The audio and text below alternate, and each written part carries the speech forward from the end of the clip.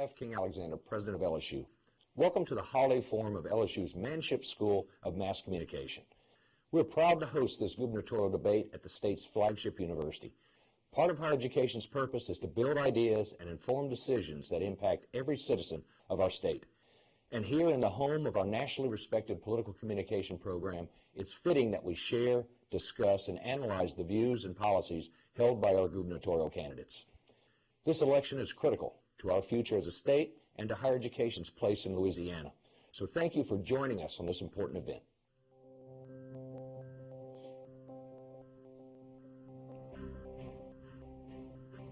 Good evening, ladies and gentlemen, and welcome. Tonight we are joined by the candidates, students, and viewers from across the state for the final gubernatorial debate of the 2015 primary election. We are live from the holiday forum of the Manship School of Mass Communication. I'm Mitch Rabelais of Tiger TV, LSU's student media TV station, and I will be the moderator for tonight's debate alongside our distinguished panel. Now, before we go over the rules for tonight's debate, let's meet the candidates who are here with us. Representative John Bell Edwards of Amite, Lieutenant Governor Jay Darden of Baton Rouge, and Public Service Commissioner Scott Angel of Breaux Bridge. Now, we'd like to note at this time that we did extend an invitation to United States Senator David Vitter, but he did decline to participate into this forum, citing his ongoing obligations in Washington. Gentlemen, the rules for tonight's debate are as follows. You will be given 30 seconds for both opening and closing statements, 30 seconds each, that is. You will have a minute and 30 seconds to respond to each question, and you will have 30 seconds to respond to follow-ups, which will be dispensed at the discretion of myself and the other panelists. The candidates will begin with their opening statements. The order was chosen at random. Representative Edwards, you will go first. This election is about our future and which candidate has a leadership ability to bring the people of Louisiana together to recover from the disaster that has been Bobby Jindal. Like the leadership I learned at West Point, like the leadership I exhibited commanding paratroopers in the 82nd Airborne Division, like the leadership I showed in the legislature standing up to Bobby Jindal and his disastrous policies when he was at the height of his power and when my opponents were his biggest cheerleaders. It's the leadership to bring all of the people together to pursue the common interest, not self-interest. It's the leadership to put Louisiana first. And putting Louisiana first is not just my campaign slogan. It's how I will govern every day. Lieutenant Governor Darden. It's Back to the Future Day, and it's appropriate. I have a letter here that I wrote as the president of the student body right here at LSU, and I spent many an hour in this very building getting my journalism degree. Back then in 1978, I was writing to the governor, writing to the legislature, pleading for funding for higher education. Not a lot has changed. I chaired the Senate Finance Committee during the early 2000s, and at that time I resurrected this letter, read it again, and I've got it here again tonight. Nothing's changed. Higher education has got to become a real priority for Louisiana. We need a leader who recognizes that, is going to make the tough decisions for our state to move forward and prosper. Thank you, Mr. Darden. Commissioner Angel. This election is about Louisiana's future. I want a strong Louisiana economy with more taxpayers, not more taxes, more people working for a living, using our business tax credits to create jobs for our people as opposed to making insiders rich, requiring those who are able-bodied on welfare to work, more people pulling the wagon and fewer people riding in the wagon. I'm a conservative, I'm pro-life, I'm pro-Second Amendment, I want your vote, and I won't ever embarrass you. Thank you very much, Mr. Angel. We are now going to move into our first round of questions. Our first question comes from Natalie Shepard of WWL TV in New Orleans, and it will go first to Commissioner Angel. All right. Well, all of you have said you would possibly be open to accepting Medicaid expansion under the Affordable Care Act. After 3 years, the state would begin sharing an increasing percentage of the overall costs. With the current financial problems in the state, how would you handle that long-term financial commitment? Well, I certainly believe that expanding coverage is the right way to go. Not expanding Medicaid as we know it, but certainly as you look at the rules, the federal government has made it very clear that they will pay for a 90-10 cost share. What I would do as we move forward would be to expand coverage and make certain that if the federal government ever changes the rules, if they ever change it by 1% from 89 to 11, from 90 to 10, whatever it may be, that by operation of law, we would have the wherewithal to withdraw from that program. It makes no sense for us to continue to leave those federal dollars on the table, but we have to make sure that we don't mortgage Louisiana's future by investing in an entitlement program without the ability to get out. Mr. Angel, I want to follow up for a minute. How specifically would you plan for this in the budget? Are there certain items you would be willing to look at, possibly moving around? specifically? Well, I certainly believe that as we, again, go to expand coverage, we would file waivers with the federal government, and I'm absolutely certain that this president is looking for a Republican governor to expand coverage. So I believe those waivers would be approved, and as we would approve them, we would certainly be able to provide the kind of funding that we need for health care. If we don't do it, then what ends up happening is higher education becomes more under the chopping block as the cost for health care continue to rise. So certainly I believe that we can do it within the first 3 to 6 months. Thank you. Lieutenant Governor Darden. Well, let me answer your question very specifically. The legislature has approved and the people have approved a constitutional amendment that provided for hospitals to be able to charge a provider fee. The hospitals have agreed that that provider fee will help the state pay for the expanded cost of Medicaid. It's not going to be passed on to consumers, and that's one avenue that we can use right off the bat to try and meet our match when that time comes. I've said all along during the course of this discussion that I would not take the Medicaid expansion dollars under the present circumstances. I believe we need a waiver. We need to go to the federal government and develop our own plan that will allow us to back out if we need to, if the feds don't provide the 90-10 match, and would also allow the state to create some flexibility that we don't have under the current state plan that you have to follow in providing Medicaid to folks who are eligible. This would allow us to identify ways we could use money for our new system of delivering health care in Louisiana. We've abandoned our charity hospital system. We have a new public-private partnership. We've created managed care for Medicaid patients in something called Bayou Health. These are both young programs in their infancy. They're feeling their way. There's some problems with them. I want to have the flexibility to be able to decide what we do with those monies. Maybe we want to create a pay-for-performance methodology where we look at outcomes for patients based upon what providers do.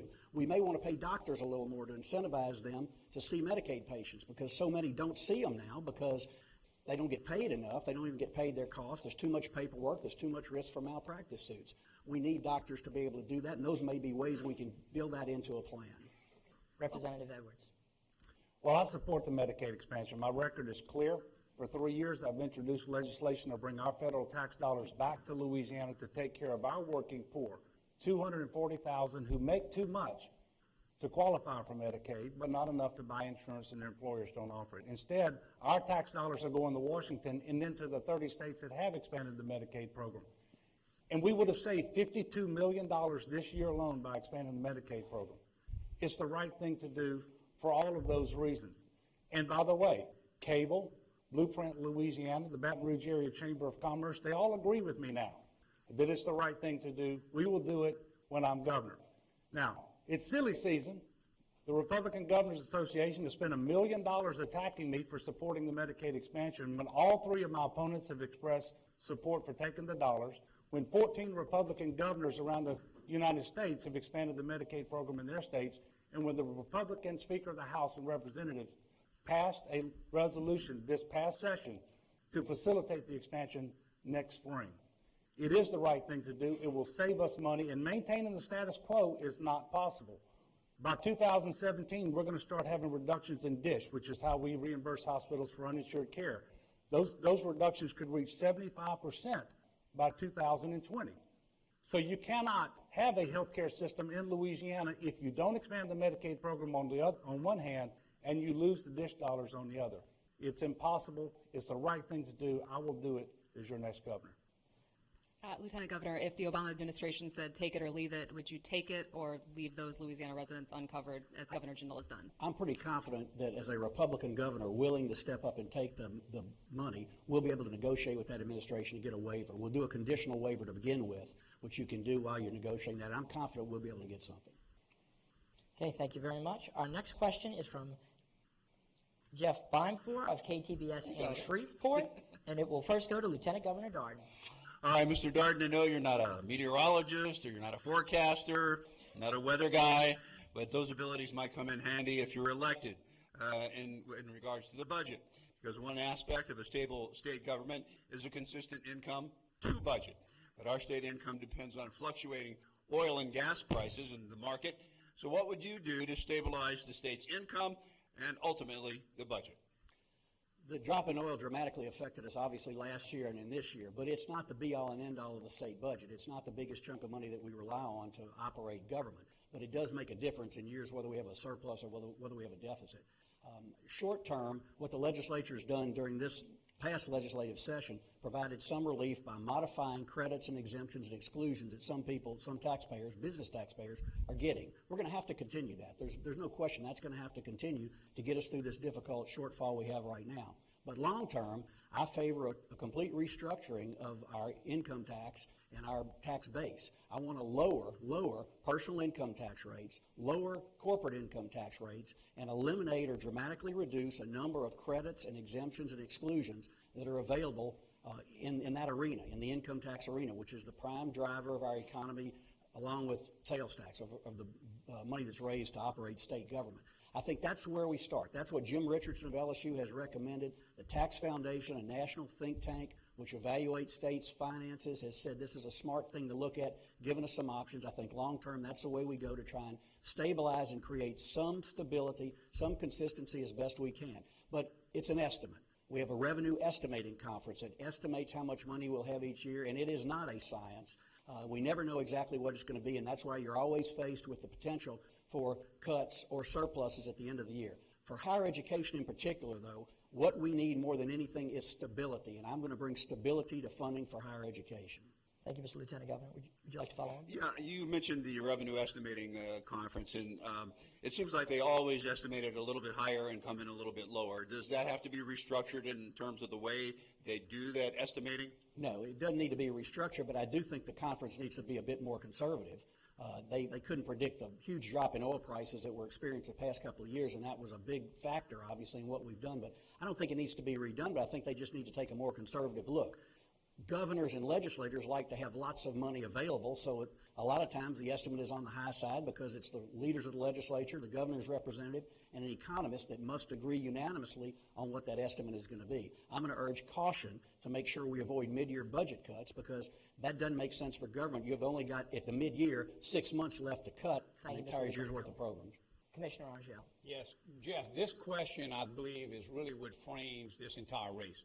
This election is not about a hurricane and it's not about an oil spill. It's about whether or not we have the courage and leadership to get our fiscal house in order, for once and all fix it. And you talked about the weatherman, you talked about the meteorologist. Let me use that as a way to get into what happens in Louisiana today. We use a process that is so broken, that needs to be overhauled. What happens right now is the Legislative Fiscal Office renders fiscal notes on the things that are introduced by members of the legislature to try to predict on some of these tax credits or tax rebates. And all I can tell you and tell Louisianians is that the report is just like the 10-day weather report. It's always wrong. And the reason it's always wrong is that we don't have the wherewithal on this planet to predict weather with any certainty 10 days out, and we certainly don't have the ability to predict some of the value of these tax credits and exemptions in the way that we are doing now. So what I would suggest is that we have is a process that brings transparency to it, that brings the opportunity to review. We ought not fall in love with tax credits. We give away $7.5 billion a year in Louisiana through tax credits and tax rebates. They ought not be emotional. These ought not be things we fall in love with. They ought to be things that provide a return on investment for our people, either in jobs or in tax revenue for the people of Louisiana. There is no report in Louisiana that exists that probably goes through each one of those and gives it a score. We can do a much better job, and I think this election is about that issue. Mr. Angel, I'd like to follow up. You talk about adding transparency. How would adding transparency to how these reports are prepared and organized help bring in revenue to the state? Well, look, it's by bringing revenue into the state is about not giving away the revenue that we have. Again, if you stop and think about it, right? Our general fund is about $9.5 billion, and about 80% of that goes to pay for three things: education, medication, and public safety. So we talk about a $9.5 billion general fund. We also have a $7.5 billion tax giveaway program. And if we put some transparency on that, I'm certain there are things that we are giving away today that we perhaps made sense in yesteryear or yesterdecade, but don't make any sense anymore. And yet we don't have a process to review them. Thank you, Mr. Angel. Jeff, what you were talking about is a structural budget deficit. For 7 straight years, we've had revenue shortfalls. This most recent year was $1.6 billion. For each of the next 5 years, we have shortfalls to projected of no less than $1 billion each year. Why only 5 years? Because that's as far out as we look.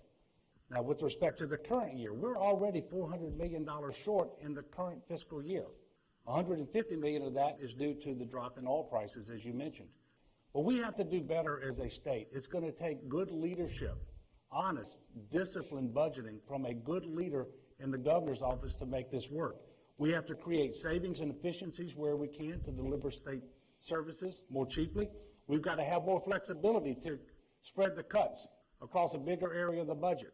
We've got to accept our federal tax dollars back when it helps us meet our obligations to our people. And certainly we have to reduce or eliminate tax giveaways that cost too much and don't produce enough return on investment.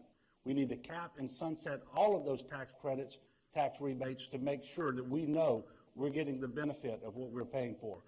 And finally, we should never, ever, and I will never, outsource tax and fiscal policy to Grover Norquist, the Americans for Tax Reform, or any other special interest group outside the state of Louisiana. We can get our house in order. We have the ability to do it. It's going to take good leadership in the governor's office. Thank you, Mr. Edwards. Our next question is from Jim Hummel of KATC in Lafayette, and it will go first to Representative Edwards. My question concerns a tragedy we had in Lafayette over the summer. Everybody knows there was that movie theater shooting, and it made national headlines, but sadly that headline has been repeated even since then. There's also been this debate that's emerged over, are we as a country providing effective services for those who might need mental health issues, or do we have a gun problem? I'm curious what your position is on that, and also what sort of solutions you'd be able to offer as governor. Well, Jim, thank you for the question. I believe we have a problem with respect to mental health in the state of Louisiana and nationally. Since Bobby Jindal's been governor, 180 inpatient beds have been cut. More importantly, outpatient clinics have been cut. The services are not available. People are not being given the opportunity to be treated, diagnosed, medicated, and they will act out. Too often this results in violence. I will tell you that I am a supporter of the Second Amendment. I believe it says what it means what it says. It confers upon an individual the right to keep and bear arms. I have an A rating with the NRA over my 8 years in the legislature. But that doesn't mean that everybody should have a gun.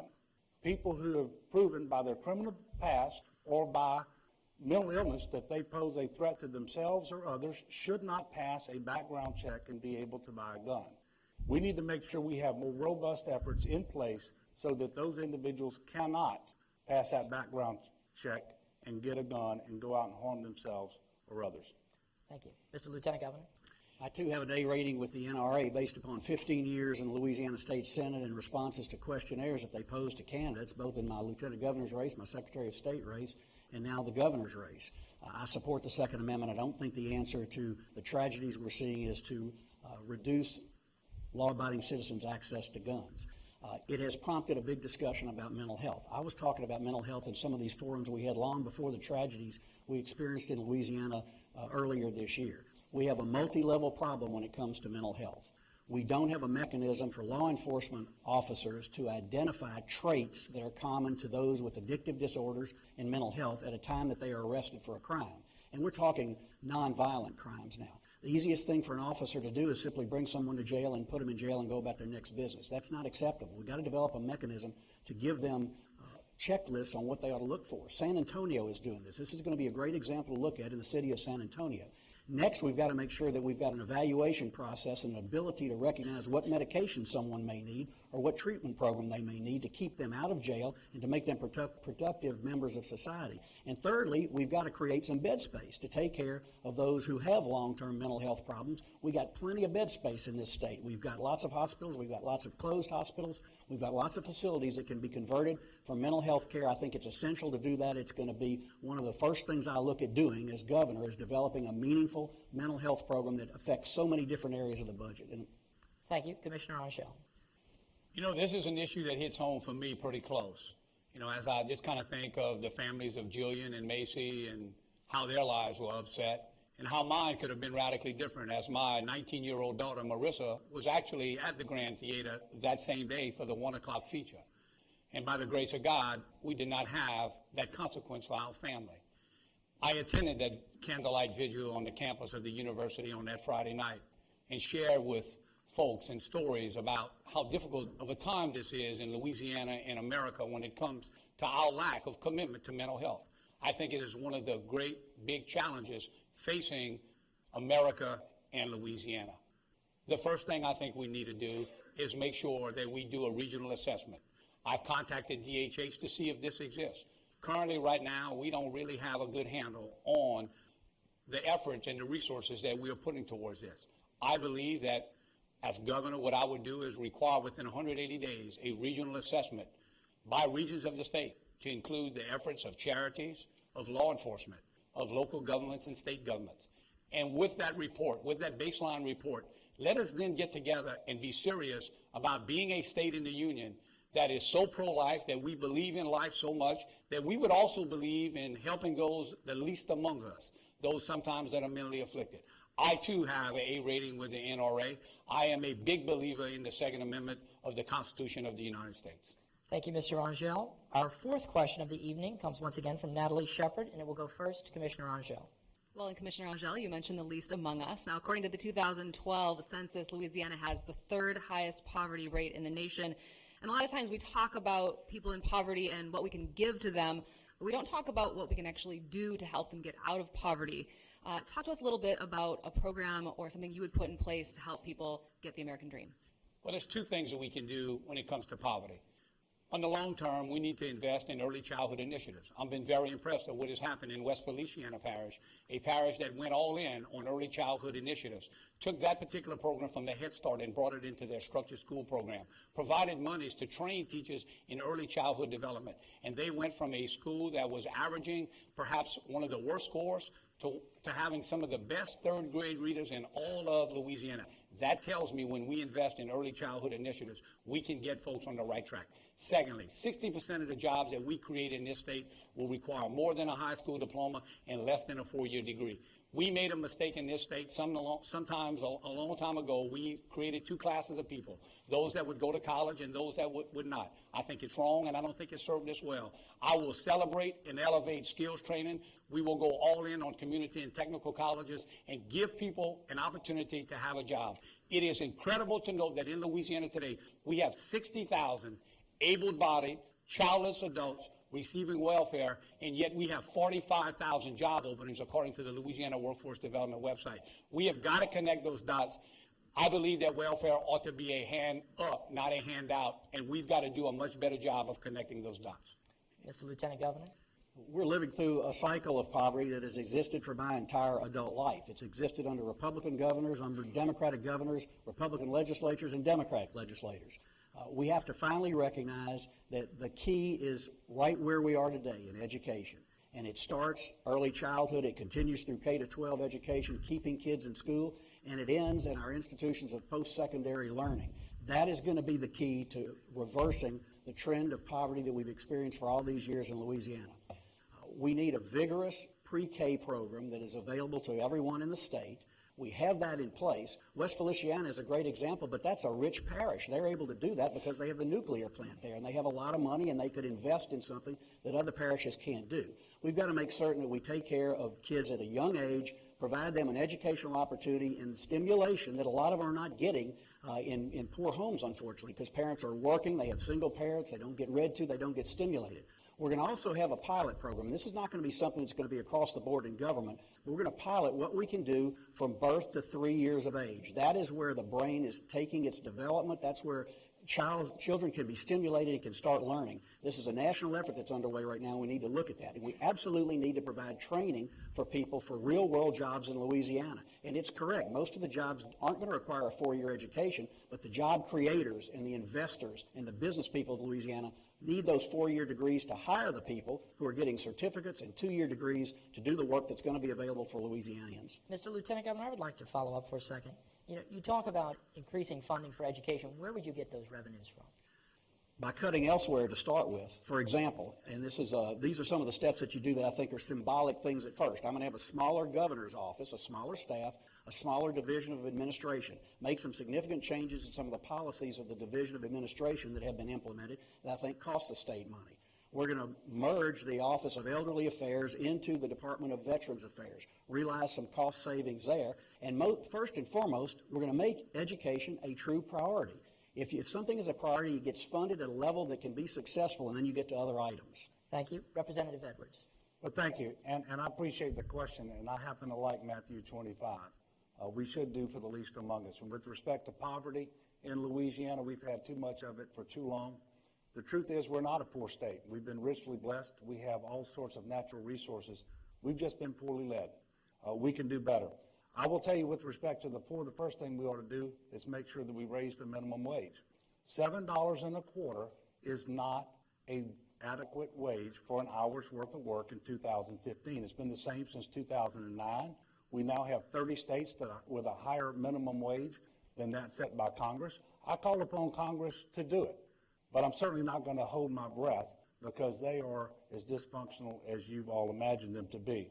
We need to raise the pay for women to make sure that women are paid the same as men when they do the same job. Right now, we're at the top of a very bad list. We're the worst in the nation, paying our women 66 cents on the dollar.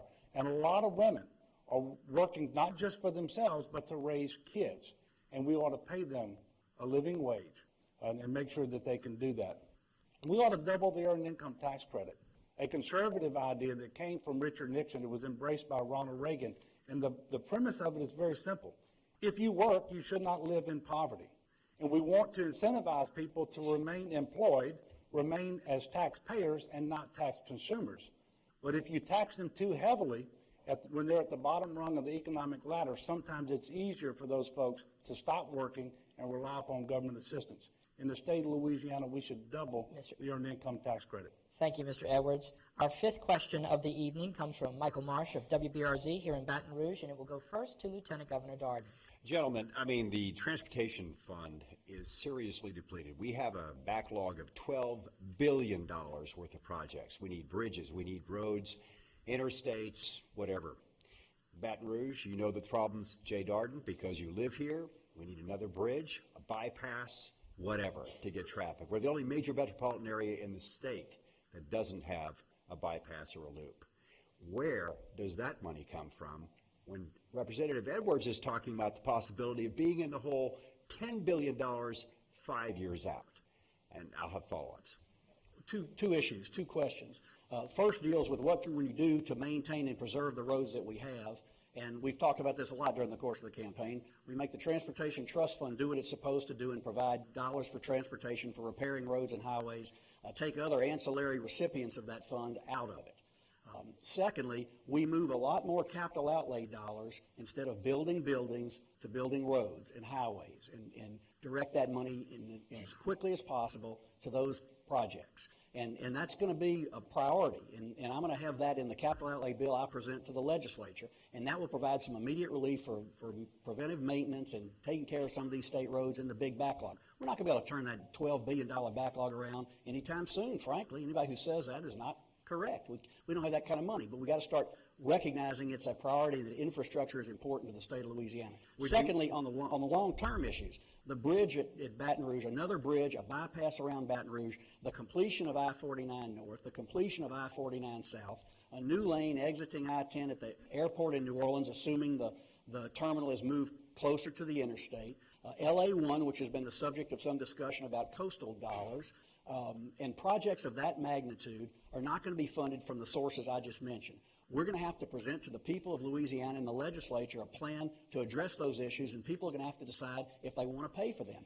Does that mean raising the gasoline tax? Public-private partnerships are the way to go in that context, I think. I think we get private vendors who are willing to take the risk. We're going to have to accept tolls for some of these new roads that are being built. I believe that's a component that can be built into that process. Okay, Mr. Angel.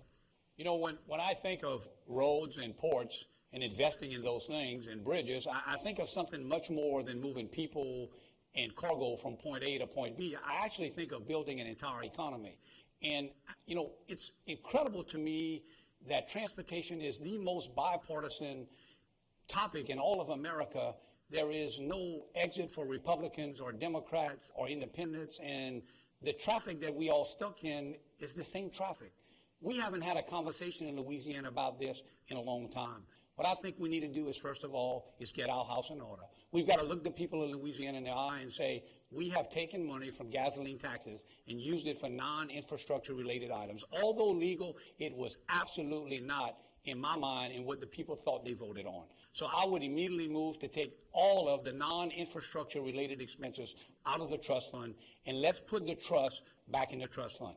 Then let's use the capital outlay bill not to make friends, but to build an economy by investing more in the roads. And thirdly, I think we need to do is decentralize DOTD. We can no longer wait on a centralized DOTD to build a great Louisiana, no more than Louisiana can wait on Washington, D.C. to make us great. I would look at creating regions of the state and giving local government a seat at the table. We have put so many shackles on local government when it comes to their ability to raise revenue. If they're willing to do it through a vote of the people, I don't believe a one-size-fits-all. What works in Lake Charles may not work in Baton Rouge, may not work in Shreveport, but I think there's a menu that works for all of us. Thank you. Michael, my very first budget is going to get the Department of Public Safety and the State Police out of the Transportation Trust Fund. Last year, $60 million went to the state police out of the gas tax. That is not what the people of Louisiana believe they're paying for when they pay for that tax.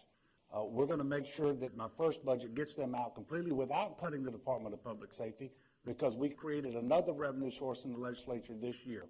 And although we did that, they are still in the Transportation Trust Fund for $48 million in the current year.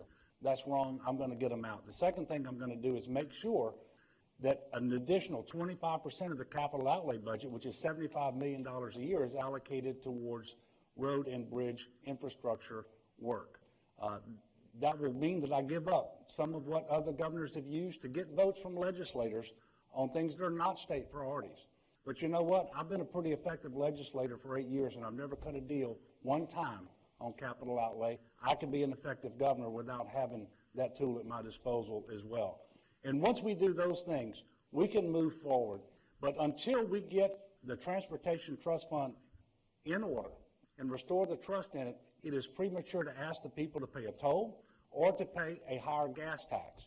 And once we are there, we will look at going back to the people, a vote of the people, to determine whether they want to increase that gas tax or not. One follow-up, the budget overall, let me take you back to pre-Katrina, was $16 billion.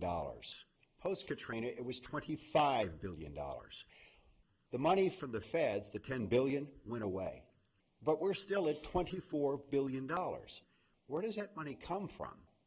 Who's robbing Peter to pay Paul here if we don't have the federal dollars to fill in those gaps? And we see what the budget is doing, creeping into bigger deficits and bigger deficits. How do you fix that? Well, you fix it doing a lot of things that I've talked about here already. We have a budget that's $25 billion. $9 billion of that is state general fund. Of that $9 billion, $3 billion is discretionary for the legislature each year. 80% of that $3 billion comes from higher education and health care. And so every time there's a big cut, 80% of the cut typically gets allocated to higher ed and health care. That is why you're sitting on a campus that this year has $120 million less appropriated to it to deliver your education than it did in 2008. We've got to do better. We can get our house in order. Mr. Edwards. We can do it by reining in these tax expenditures. Thank you, gentlemen. We will now move to the second round of tonight's debate, where each candidate will be asked a specific question about their backgrounds, qualifications, and/or accomplishments. Commissioner Angel, you are first, and your question comes from Jim Hummel of KATC. Commissioner Angel, I'd like to ask you about the oil and gas industry. You've been involved in the industry in various ways throughout your career, most recently on the board of directors for Sunoco Logistics. I want to ask you about your experiences collectively and how they would potentially influence policy as governor. Well, I appreciate that question. Certainly the Louisiana oil and gas industry has done an incredible job improving the quality of life of so many Louisianians. You know, go back perhaps maybe 15, 20 years, about 40% of the state budget was coming from oil and gas industry. Now that number is more like 16%. So I'm very, very, very proud of the many Louisianians that have helped to build a great economy here. Not only here, but many of the good ideas that have come from Louisiana oil and gas industry have been exported to the North Sea and to Alaska.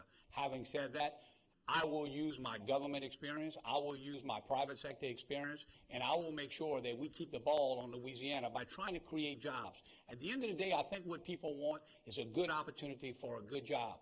And I would certainly say that my experience in the private sector, not only as a member of an oil and gas board, but also as a bank board member, I have understanding of financials, I have understanding of regulatory, I have understanding of those things that folks in the private sector look for. So I'm very, very bullish on Louisiana, and I'm very proud of my efforts to serve the Louisiana oil and gas industry.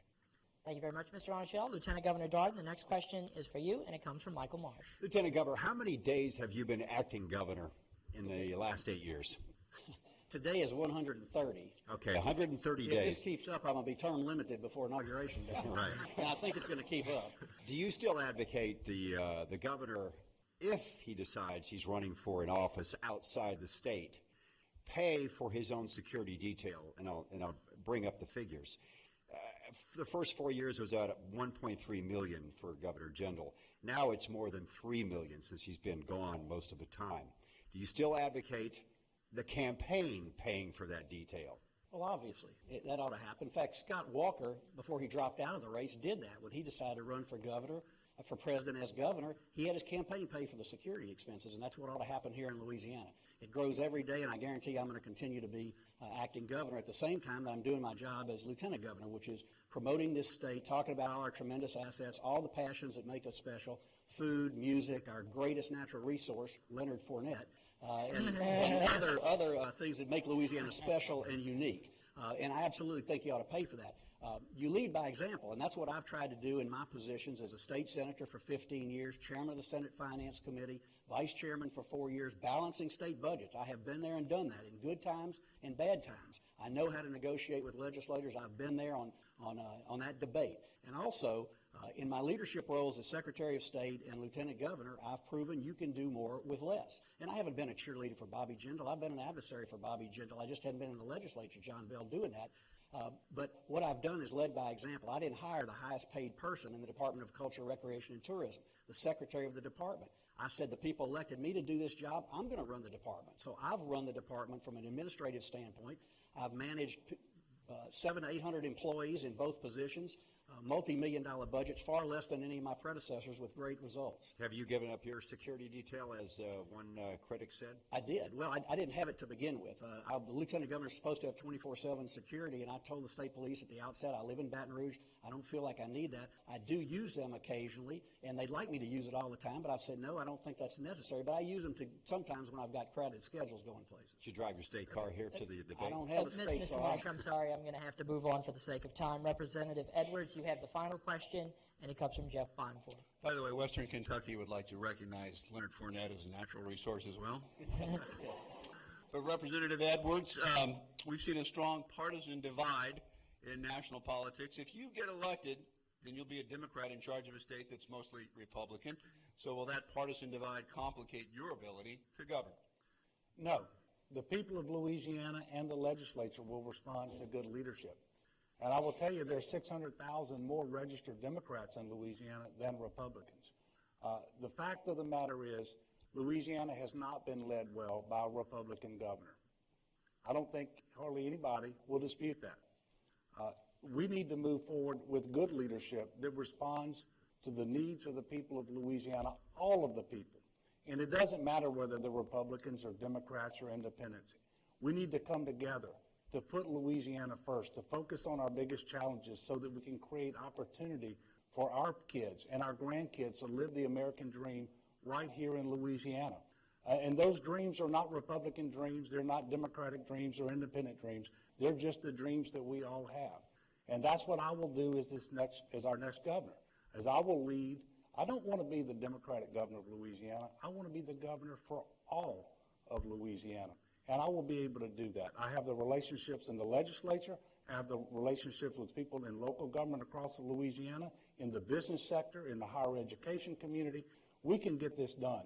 And the people of Louisiana are yearning for good, authentic, honest leadership. That's what I'll provide. Thank you, gentlemen. We will now move into the third and final round of the evening, where we ask questions that were submitted to us by LSU students. You will each have 1 minute to respond. The first question comes from Student Body President Andrew Motthook. Representative Edwards, you will get it first. And his question is, how do you plan to communicate directly with students at Louisiana universities during your time in office? Well, first of all, I'm going to make myself available Just like I've made myself available at debates throughout this campaign, I'm going to make myself available through press conferences, routinely, regularly. And I would hope that you all, as students, will be able to send your representatives to those press conferences. And we will also make sure that I have an open door policy where individuals from the higher education community can access me in my office, and I will also regularly visit the campuses of higher education across the state of Louisiana to get a firsthand look at what's going on. Because I was on campus here this past Saturday, and as you leave the main roads and you start walking through campus, you see a lot of unmet deferred maintenance needs in this state. You wouldn't know that as governor if you didn't walk on this campus. I'm going to do that. I'm going to be accessible. I'm going to be accountable to all the people of Louisiana, and that includes our students. And by the way, it is so good to be on a college campus at a gubernatorial debate with students present. And I want to thank you people here at Louisiana State University because you've done it right. Thank you, Mr. Edwards. Mr. Lieutenant Governor. And John Bell, I agree with that. It's great to have a live audience when you're on a campus, a place where free speech is supposed to be celebrated and not shuttered. I've spent a lot of time on this campus and many other campuses across the state speaking to students, speaking to classes. I love to talk about Louisiana to classes in political science and history, whatever the case may be. I'm going to continue that relationship. I would say not necessarily to our television audience, but to those of you here, it's always been a source of frustration to me that young people, 18 to 24-year-olds, don't recognize the power they have in the electoral process if they just bother to exercise that right to vote, because so many demographically prove that they don't do it. I would encourage all of you to do that. I'm going to continue my relationship with universities and with K-12 education as well. And not only will I be accessible, I'm going to go to the major cities of this state and keep office hours there. A couple of days every year. I'll be in Monroe, I'll be in Shreveport, I'll be in Alexandria, Houma, Lafayette, Lake Charles, other cities. The governor will come to the people. The people will have a chance to talk to their governor in their own hometown and not have to come to Baton Rouge. That's the way you build trust. That's real accessibility. Commissioner Angel. Yeah, let me just tell the Louisiana voters tonight that you have 3 candidates that showed up tonight to debate, and a 4th one still can't make it. He talks about freedom. He talks about freedom of the press. It appears to be fleeing from the press is actually his buzzword. It's amazing to me that a person who, again, wants to be your next governor has missed 200 votes in the Senate, has the 6th worst absentee rate in all of the Senate. The Brookings Institute says that he is the least effective senator in all of America. Keep that in mind, you undecided voters back in Louisiana, as you think about it. Relative to the question, I've made it very clear. I'll be on every college campus, at least. I'll be on a college campus, I should say, every 2 weeks. I'm looking forward, as the candidate who has a college-age student, I'm looking forward to being there. I pride myself on being the cool dad in Acadiana. I want to be the cool dad working the campuses, finding out what it is that's going on. And I'll make it very clear. I am the most pro-TOPS candidate in this race. I will make certain that rather than cutting high-performing students, we'll cut low-performing programs. Thank you very much. Our next question comes from LSU freshman Casey Fitzmaurice, and he says, quote, "With all due respect, none of the candidates are particularly appealing among youth. Why should young voters rally around you?" Forgive me, his words, not mine. Mr. Angel. Well, I would take exception to that. I think I'm actually quite appealing. I got a beautiful pink tie. Real men wear pink, and it looks damn good on me. So having said that, I'm not so sure what the particular view or the author is asking for in terms of appealing. What I've said since day one is what this state needs is a workhorse and not a show horse. I believe from day one I've said that what we need is not a governor that claims to know everything as much as we need a governor who wants to work with everyone. As the father of 5 kids, as someone who's married to my best friend, I understand, I believe Louisiana more than any of my opponents, and I have dedicated my 27 years in public service to playing for the name on the front of the jersey, Louisiana. So having said that, I think I'm quite appealing. I think we continue to move across the state, bringing a bipartisan brand of politics that, again, we need a governor who's willing to work across all lines, across party lines, across geographic lines, across racial lines, across gender lines. I'll be that governor. Mr. Angel, I'd like to follow up for a second. Will you create specific programs for young people here in Louisiana? Well, I believe that, there are a lot of programs in Louisiana. What I would do is move to make certain that the education opportunities that we have in this state are among the best in the nation. At the end, we need to make certain that we are preparing our kids for this 21st century economy. That to me means both on the community and technical college side, recognizing that 60% of the jobs that we'll create over the next 10 years will require more than a high school diploma and less than a 4-year degree. And then certainly understanding that at our 14 college campuses, not every college can be everything to everybody, but every college can be a center of excellence. Thank you very much. Mr. Lieutenant Governor.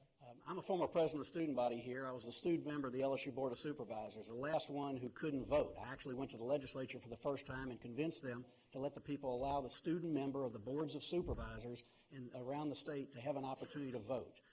I was on the union governing board. I've done about everything you can do to support this campus and higher education in general, and I want to continue doing that as the governor of this state. I'm going to ask Mitch, you and others, to tell your governor what you would like to see done to get students more involved, to give you more of a say, so that you would have a role in making decisions in Louisiana. You're the future, as trite as that sounds, and I want a Louisiana that looks beyond just 4 years in the next election. I want a Louisiana that looks 25 and 50 years down the road when you're the age of those of us standing before you today, and you picture what you want our state to look like. I have an idea of what I want it to look like. I want it to be less poverty than what we have right now, support for education, particularly higher education, a stable budget structure, jobs being created for Louisianians and educational programs to make sure they take those jobs. Thank you, Mr. Lieutenant Governor. Representative Edwards. Well, I have been fighting for 8 years against this governor who has insisted upon the deepest cuts in state general fund support to higher education in the nation. This year we will spend $700 million less educating kids in higher education in Louisiana than in 2008. $120 million right here in Baton Rouge at LSU alone. That's more than 50% cut. At the same time, the students are paying 90% more in tuition. And this state has been taxing your dreams and your futures for too long. That is going to stop. That makes me appealing to young people, because I'm going to make sure that you don't start your careers under a mountain of debt, having to pay more money back than you should have to. We should be investing in higher education so that you have the opportunities to get the best education in the country right here in Louisiana. You should never feel like you have to leave this state to get a good education, to get a good job, or to start a good career. That's my commitment to the people of Louisiana and to the youth. We can do better by you. Thank you, Mr. Edwards. Our next question comes from LSU student Ariana Lesh, and it will go to the Lieutenant Governor. And her question is, will incoming students have to worry about losing TOPS if they are attending a Louisiana public university like LSU? No, they won't. This is the most popular program that's ever been created in Louisiana by the legislature. It's grown exponentially, and it's gotten to be very expensive. The leaders in higher education came to the legislature this year, big supporters of TOPS all, saying we've got to sustain this program. We've got to do something to make sure that it's affordable for the future and that it's going to be available for Louisianians for time to come. That makes some sense to me. The program has grown to be about $300 million, but it's provided a tremendous incentive for Louisiana students to do well in their K-12 education and to be prepared to come to a Louisiana university and to succeed. That program is going to continue. It's going to flourish. We need to look at what the legislature did this year, which would say the legislature every year has a chance to look at the expenditures and increase the expenditures, and they're going to do that. And as governor, I'm going to recommend that that happen. But it's part of the overall comprehensive look in being honest with the people of Louisiana and saying we've got to look at everything structurally that we spend money on in Louisiana and the way in which we create revenue in Louisiana and have a very candid discussion with how we're going to go forward. But TOPS is going to survive and flourish. Representative Edwards. Well, TOPS is going to be sustainable because as your next governor, we're going to stop these annual double-digit tuition increases. That's why TOPS has grown so much in cost. It started as a $60 million a year program. It's about $280 million this year. And on this trajectory, it's soon going to be $400 million. But we're going to stop that. We're going to increase the state general fund investment. In fact, we're going to get back to a 50-50 funding ratio so that half of the cost of higher education will be borne by the taxpayers through state general fund dollars, and the other half through tuition and fees borne by the students. And that is the direction we need to go, because every time a student gets a degree, the state benefits and the student benefits, and that's a much better funding ratio than what we currently have today, which is about 25% coming from the state and 75% from the students. The exact reverse of what the situation was in 2008 when Bobby Jindal became governor. Commissioner Angel. I won't need a whole bunch of time to answer this question, and I'll use a lot of my time to talk about another issue. I want to make it very clear. TOPS will be among the highest priorities in the state. TOPS has done an incredible job of giving folks an opportunity to get an education, expand their horizons, and I, as governor, have made it very clear I will be a super TOPS governor. Now, having said that, one of the ways we make sure we always fund TOPS is having an economy that creates jobs. We have a stench that is getting ready to come over Louisiana if we elect David Vitter as governor. I'd encourage everybody at home to go to the AmericanZombie.com website and see the recent allegations that have been posted. There is a shadow that has been cast over Senator Vitter, a shadow that, if it continues, will follow Louisiana. When that follows Louisiana, it hurts our ability to create jobs. It hurts our ability to grow our economy. We can't have a cavalier attitude about this. I understand a serious sin. It is now perhaps a lifestyle that we need to examine, a lifestyle that Louisiana cannot afford. Thank you very much. We're going into our final question of the evening, and you will have 1:30 to answer it. Thousands of Louisiana college graduates leave this state each year because of decreasing opportunities. What do you say to the LSU graduates of 2016 as they get their degrees and contemplate whether or not to leave Louisiana? Representative Edwards, you get the first crack at this. Well, obviously, I have children right here in Louisiana as well, in college. I've got a daughter at Southeastern in graduate school. I've got a daughter, Sarah Ellen, who's a sophomore here on this campus in a nursing program. I don't want my children or anybody's children to ever feel like they need to leave Louisiana in order to either get a good education or to get a good job or to start a new career. We don't have a margin for error like that in Louisiana. We have to keep our best and brightest right here, and that's why we have to invest in higher education. Education is opportunity, and we cannot price opportunity out of people's reach, because in Louisiana, in the United States of America, people should not be constrained and have to stay in whatever station of life they were born into. There has to be opportunity for upward mobility for everybody. Education provides that, and so we have to do better. But we also have to make sure the jobs are going to be there, that those jobs go to people in Louisiana. And one of the things I will do as your governor, when I'm negotiating with these businesses that want to expand their operations here or to move into Louisiana, we're going to make sure that they're going to hire people from Louisiana and not people from out of state, because we've got good, talented, educated, skilled workers right here in Louisiana, and that ought to always be part of those incentive packages. Mr. Angel. As the only one of the leading four candidates that is not an attorney and more of a businessman, I would use my business skills to go to work to grow the Louisiana economy. The first thing we've got to do in a special session is we've got to go through putting our fiscal house in order. We've got an outdated, antiquated tax policy. We have got to get more competitive. Certainly many of our neighboring states have a policy that is much cheaper than ours, much less expensive to do business in. We've got to make certain that when folks are looking to relocate across America, that they see Louisiana as a place that is a return on investment opportunity, because at the end, it is the capital that comes into Louisiana. It is the capital that originates from Louisiana that gives us an opportunity to create those jobs. Our Main Street businesses, our folks need to know that they can make a living in this state, and if they do that, they'll deploy the capital. If they'll deploy the capital, we'll have jobs available for them. Mr. Lieutenant Governor, I would like to give you an opportunity to respond. However, for the sake of time, we are going to have to go into closing statements. Representative Edwards, you will go first. Oh, I'm sorry, Mr. Darden, that was a mistake on my part. Go ahead and answer. I would look that young man or young woman in the eye and say, I know you love Louisiana. I know you love this place. More people who were born in this state stay in this state and live in this state than any other state in America. And I would say the land of opportunity is right here. We are creating jobs in this state right now in a creative way. The movie industry, the digital media programs, the IBM coming to town, in Baton Rouge with computer-related jobs along the coast of Louisiana for those engineers and those people who have expertise in that area. It's going to be a great time to be a Louisianian, and we need your generation to commit to Louisiana. And you need to commit to a governor who has a vision for this state, a proven record of effectiveness and accomplishment, a record of integrity, and a record of getting things done. And I would say to you, you need to help me build the Louisiana that you want for your life and for your children. And together, we can absolutely make that happen. One of the three men you see standing up here is going to be your governor. I believe that. And I believe it ought to be one of the three men standing up here who ought to be your governor, who have the courage to come face the public and talk about issues in this state, not run away from your past, but willing to talk about your past and your future. And I think it's going to be a great time to be a Louisianian over the course of the next decade, and I want all young Louisianians to help us shape that future.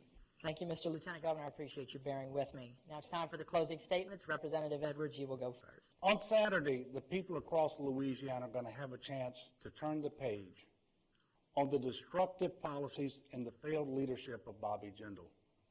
Under Bobby Jindal, the middle class and small businesses have been squeezed. The people have been sacrificed on the altar of his ambition.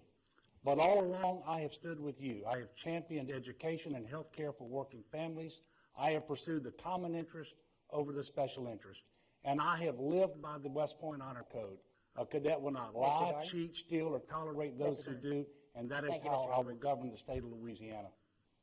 Bobby Jindal has put Louisiana in his rearview mirror, and we need to put Bobby Jindal in our rearview mirror and worry about the future and look at what we want this state to be like. You need a leader who has a proven record of effectiveness and accomplishment, of doing more with less, and has the proven ability to bring people together, regardless of partisan politics, regardless of race, gender, where you live in Louisiana, what you do in Louisiana. All of us have to come together to address the serious problems that we have and make Louisiana the kind of place we've always wanted it to be for ourselves and for our children. I hope you'll conclude that I'm that person. I ask you for your vote. Commissioner Angel. I stand before you as the son of a conservative dad who taught me the value of homework and teamwork and to never feel entitled. I'm the son of a conservative woman who gave birth to 9 children and taught me that life begins at conception. And while discrimination is never acceptable, our religious freedom should never, ever be negotiable. This Saturday, we will elect a new governor. As I ask for your vote, I stand before you and I offer you my heart, the heart of a warrior. Together, I'm certain we can do amazing things. Pour moi, c'est la Louisiane, chaque fois, tous les temps. For me, it's Louisiana every time and all the time. Merci, Commissioner Angel. And that is our debate for this evening. On behalf of the panelists, LSU, the LSU Manship School, and Tiger TV, I'm Mitch Rabelais. We'd like to give a big thank you to these 3 gentlemen for taking the time to appear with us.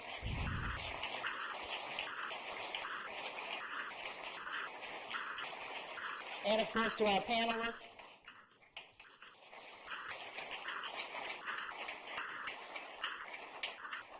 Our partners at WBRZ, WWL, KATC, and KTBS for helping with tonight's debate.